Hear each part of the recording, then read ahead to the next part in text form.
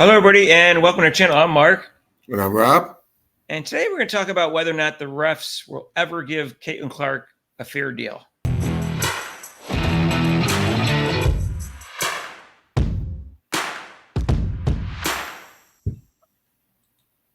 And hey, if you haven't subscribed to our channel yet, please do so. Hit that notification bell when you do.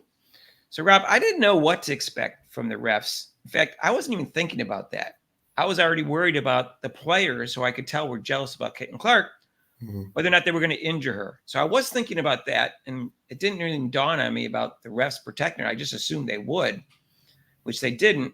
And just if you're new to basketball, this is pretty much true in any basketball league. The stars tend to get more calls than the rookies, which is stupid. I want to make that clear, because you're not establishing credibility, like whether or not you tell the truth or not.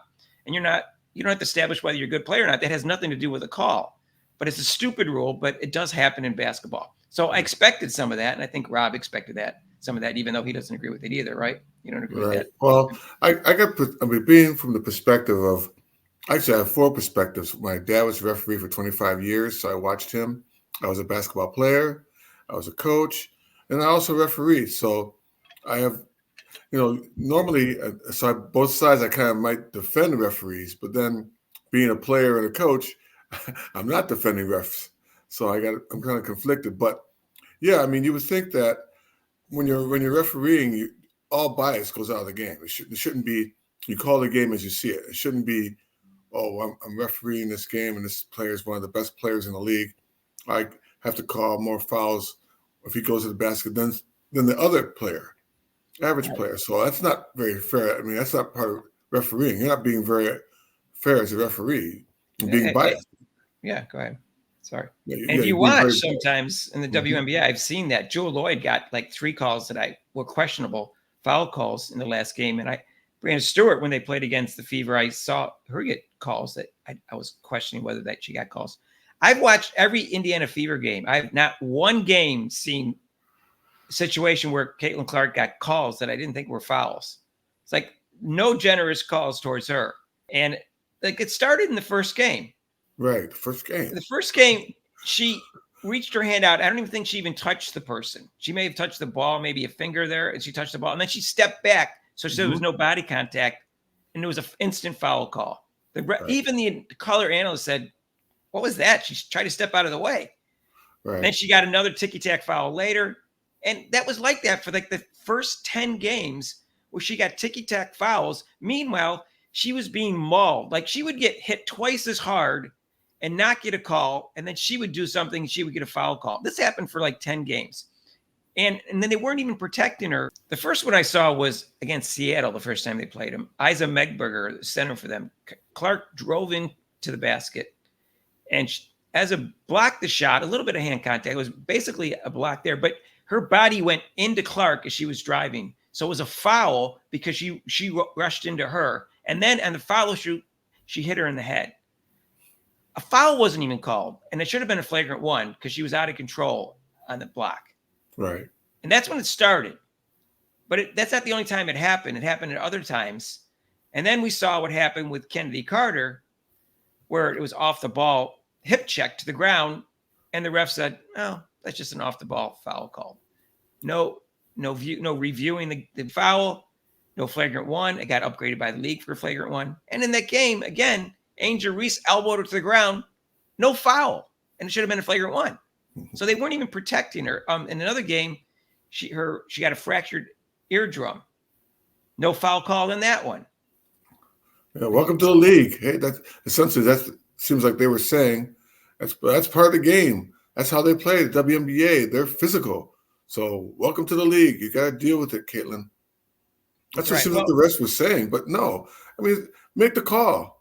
But also which is annoying is that her own coach. I definitely would have gotten some tees in those games after that.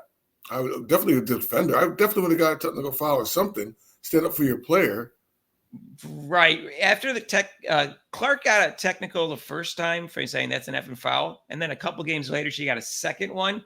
And it wasn't so clear that it was, bad technical. Like, not clear what she said because they didn't really have a good replay of it.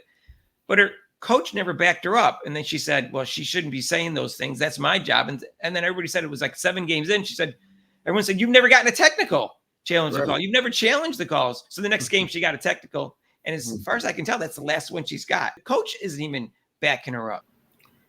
And then in the game against Seattle, Clark slapped the stanchion, and the referee gave her a technical. I guess she abused that poor innate object. She disrespected the game, he said, Rob. Yeah, he disrespected it. How dare her do something like that? Then when Skylar Diggins-Smith pushed Clark, she didn't get a technical. When she was in the other opposing coach's face, she didn't get technical. When she shouldn't have been involved in a coach's discussion, she didn't get a technical. But Clark did. Clark got one. And she got one in other cases where I didn't think she should have got one. For some reason, the refs don't like her. I don't know if these refs feel like they have to protect the women in the league that already existed. Someone pointed out, I didn't notice at first, that the black refs are worse against her than the white refs. I don't know about the sexuality of the refs, so I have no idea whether lesbian refs are worse against her than straight refs. I have no idea. I'm not even suggesting that's the case. But for some reason, these refs are protecting the other women in the league, but not Caitlin Clark. Well, I think also, like we talked about, and we've gotten a signal from the people above saying that we can't show too much favoritism towards her. Otherwise, people will be upset, saying that, why are you favoring her? So they completely did the opposite, saying, well, we won't call these fouls on her. Yeah, we had talked about that once before early in the year. It's almost like, well, I'm not going to be the one that shows favoritism towards her. So they err on the other side, and they end up being unfavorable towards her, which isn't fair either. Yeah, it's just supposed to ref the game. So doesn't matter. Ref the game. That's how it's supposed to be. I mean, there's different refs. I know I'm the same thing. I was the same way when I refed. My thing was I didn't like them to reach. So if I saw the player reaching, I would tell them, like, stop reaching or I'm going to call a foul. So they would know not to reach. So as a ref, you kind of dictate how you want the game played and how things are according. If you're playing a rival team and you know both teams are kind of revved up, you might call some fouls right away that you might not have called in another game, but just to let the teams know, hey, I'm not going to let this go on. And then as a player, you adjust to it. I am interested to see how this progresses throughout her career, because right now she's still a rookie, whatever. I don't agree with those type of calls. But let's see what happens in her second year or third year when she's not a rookie and maybe is the best player in the league or close to it. I wonder if she'll get the benefit of the calls. I doubt it. I doubt she's ever going to get the benefit of the calls. It may be fair at some point by next year, but it doesn't look that way, Rob. These refs do not like her any more than the league does, and I think it's a travesty. I think it's a shame. Well, they're horrible anyway, Mark. They're just bad overall. And I know they're bad, but I think the majority of them don't like her. And it's at least be bad. You can be bad, but at least be fair. I mean, right. Well, they're bad too. So that's part of the problem is they're bad. They're not consistent. But be fair about it. It probably makes it look worse than it is because they're inconsistent. But at some point they need to be fair to Caitlin Clark. You saw in the NBA where some players would be like, "Oh no, this referee's reffing the game. He's got it out for me. And it seemed like that. It was like, oh, he's got it out for me for some reason. I can't 100% prove all of this. The only way to prove it is to get like 3X refs and get a videotape and go through all 28 of her games and have them go through every call and then say, okay, this, but my eyes, I know what my eyes are telling me, Rob. And I'm 100% sure on this, that she has not gotten the benefit of the calls ever. And she's been on the short side of calls on a regular basis in this league, especially the first 10 games. Well, let's know what you think. Go ahead. Well, I'm sorry. The main thing is the coach has got to stand up for her too. She kind of did after this technical. She did mention something, but come on. I'm protecting my players. And if it's something like that, come on, what's up with that? I would be like, really? I probably would have got a technical foul. I probably would have got thrown out of the game for that technical she gave her. How many people think Rob should have been thrown out of the game? Yes. All right. Hey, okay. So I guess if you're a non-Clark fan, you're going to say, we're just imagining this. But I don't think so.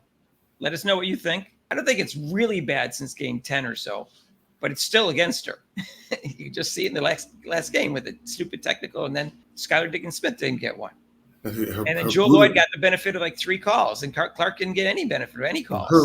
Her brutalizing that poor innate object mark, that's a no-no. We're going to go live. We'll find out what kind of ref call she gets in an away game at the Minnesota Lynx. We'll see. With the delightful Cheryl Reeve will be there. And it's going to be 8 o'clock on NBA TV. So join us for that. Our normal live show is every Monday from 6 to 8 Eastern time, and you can call in for that. And if you haven't subscribed yet, please do so. We're looking for 4,000. We need your help. And we do cover basketball and football if you're new to the channel. And we've been around since April 5th. That was our first video. So if you're wondering why we only have like 3,500 subscribers, it's because we're new. If you like this video, hit the like button. And you want to donate to this channel, there's super chats and super thanks down below. And also there's a link to PayPal. And we'll see you in our next video. Peace out.